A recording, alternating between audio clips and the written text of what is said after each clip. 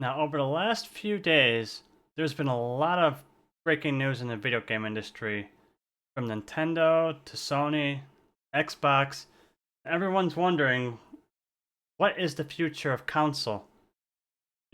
With console on a decline as mobile kind of overtakes it, and PC is stagnant but not falling like console is.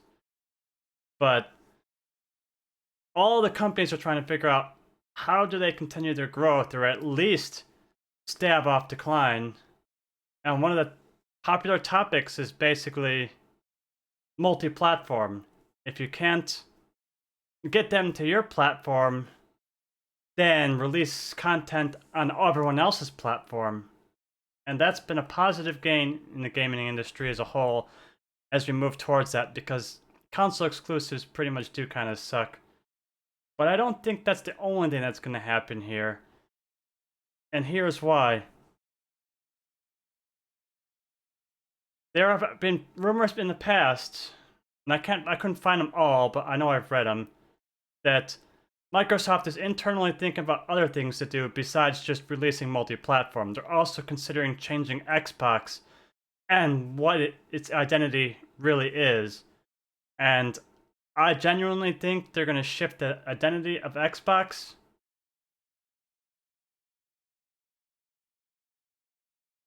to something similar to Steam Deck. One thing we've seen with Steam Deck is it's been a resounding success. It did something that no one else had thought of, and that's taking your entire PC library you already own and making it available somewhere else. And that's something that Microsoft has struggled to figure out with the fragmentation. You see, Microsoft has a vested interest in both PC gaming and console, but they've never truly been able to unify them. They've tried with Game Pass, but even that's fragmented. They've got PC Game Pass and Xbox Game Pass, and Ultimate comes with both. But they haven't quite unified the service because the hardware is not unified. The Xbox is still proprietary, software development kit and game development, to where you have to develop games separately for PC and Xbox. And that fragmentation is what's basically hurt Xbox. But what if it didn't have to be? What already has been proven works well, and that's bring PC to the console instead of making the console be something else entirely. We're already most of the way there. If you actually know the hardware of an Xbox or even a PlayStation at this point, they're based on x86 architecture using Navi 2 from AMD. It's basically a PC already, just running a custom operating system and different development APIs. But where I see them going in the next few years, and I'm going to say this now, it's not ready to happen tomorrow, because the Series X is not far enough into its hardware cycle yet to just replace it with something else that works completely different, because it wouldn't be a massive spec bump. It would just be a mild one, and no one's going to buy new hardware for a mild spec bump just so they can change their library to something new. No, they're going to wait till like 2025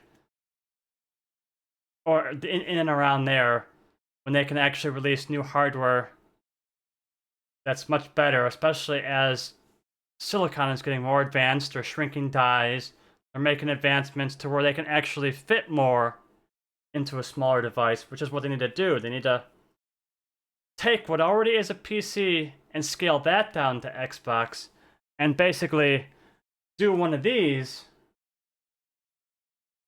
but in a living room box. Like, I don't think they're going to try to make a Steam Deck. People are already doing that. Asus is making the ROG, and they're not having a good time competing with this.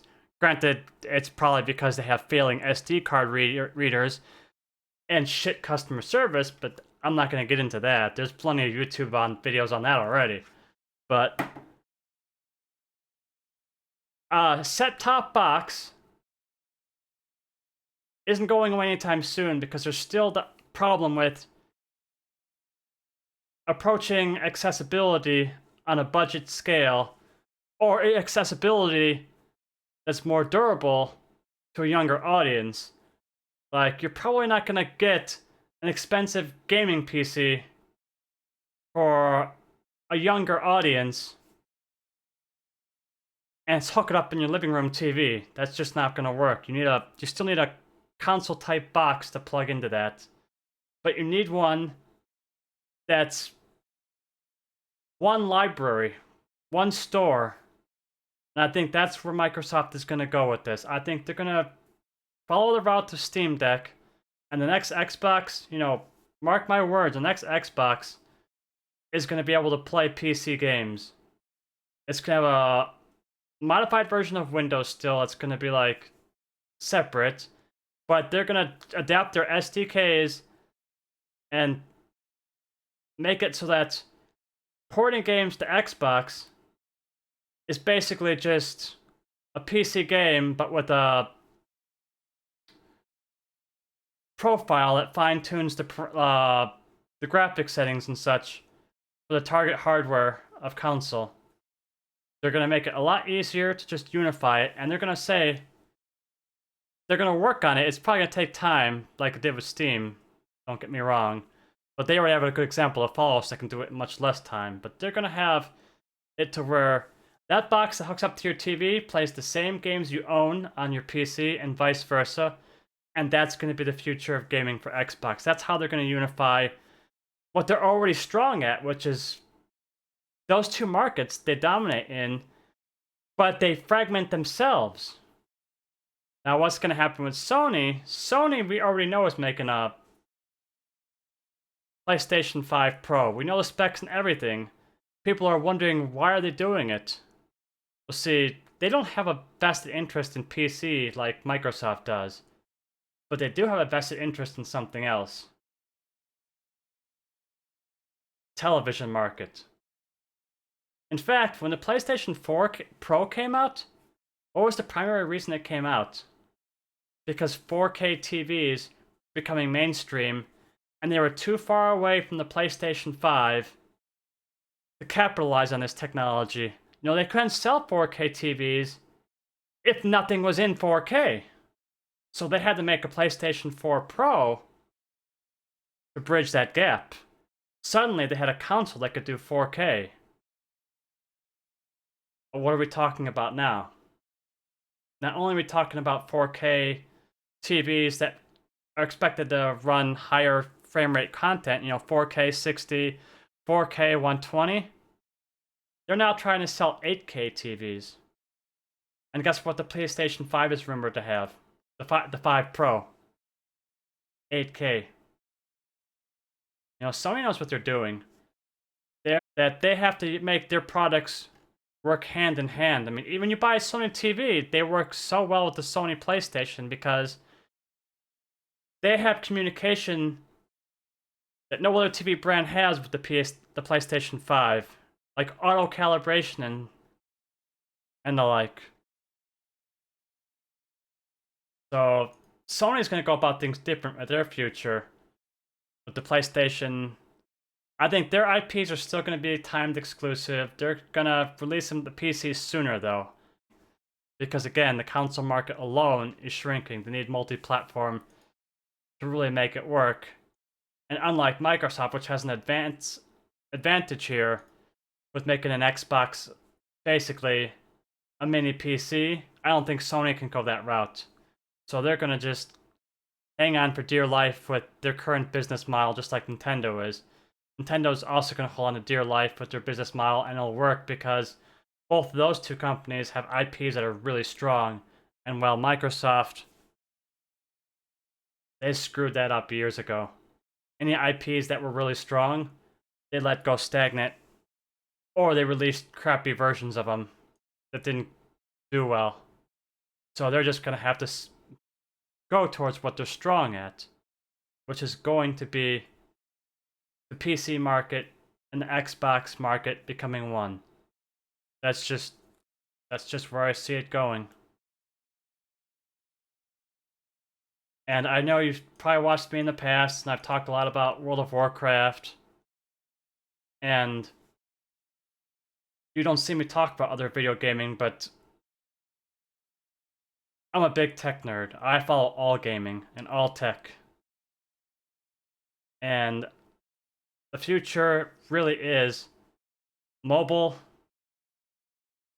for portable, and Nintendo will hold on to that for a while, but eventually I think even Nintendo will have to go that route at some point.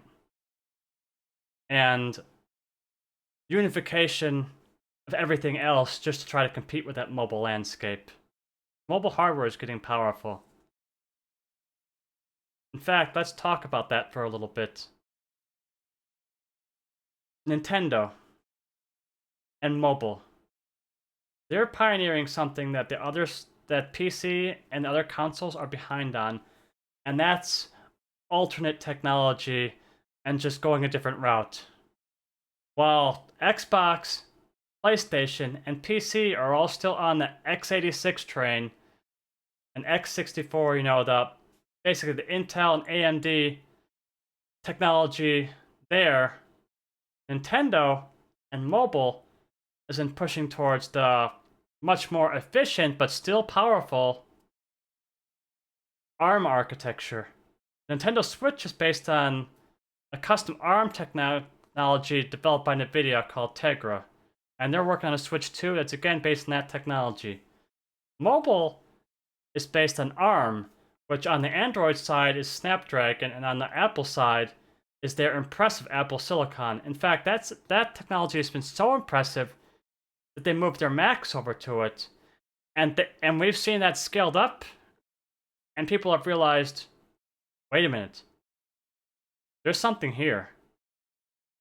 In fact, Windows is working on an ARM version because they know that technology is coming. There's actually PCs coming out now that are based on that architecture, the Snapdragon X, which is trying to compete with Apple Silicon, because when they saw what Apple did, they all turned their head.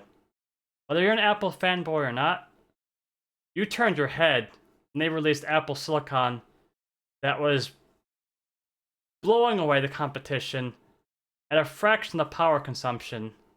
And that's what you need in your laptop and your portable systems, like the Nintendo Switch.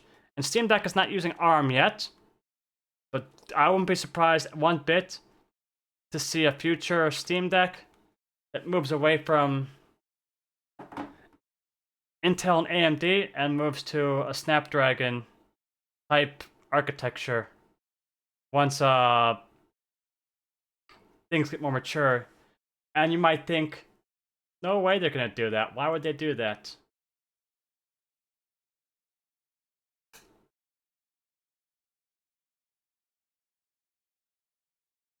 Steam Deck is based entirely on Wine and a fork of it called Proton. But for the last, I gotta look at the whole changelog here.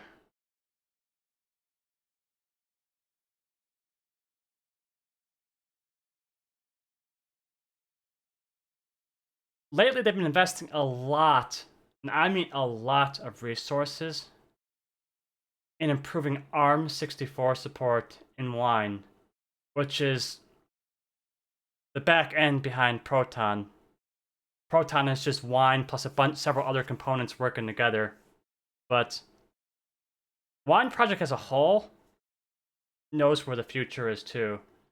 And they're not putting this investment into ARM for no reason. They're not stupid. ARM is going to be a big part of the future of portables. And Wine is a big part of that future when it comes to both CodeWeaver's usage of it, which makes products for Linux and Mac OS, and Proton's usage of it for SteamOS and Steam Deck. So yeah, the future is gonna be interesting.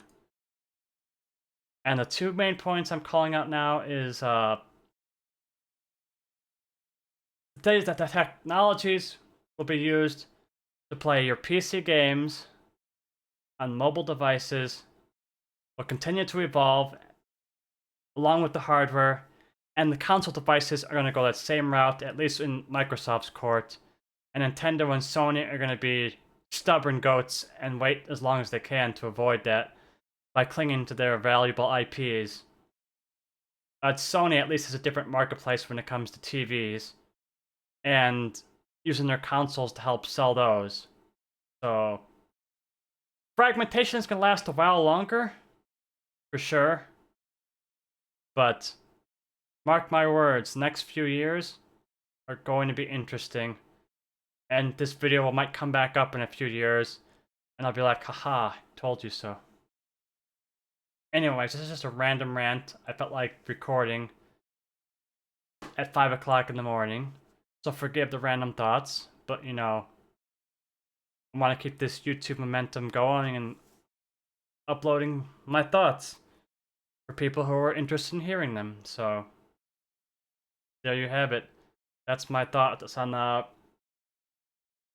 future of console gaming. See you in the next one.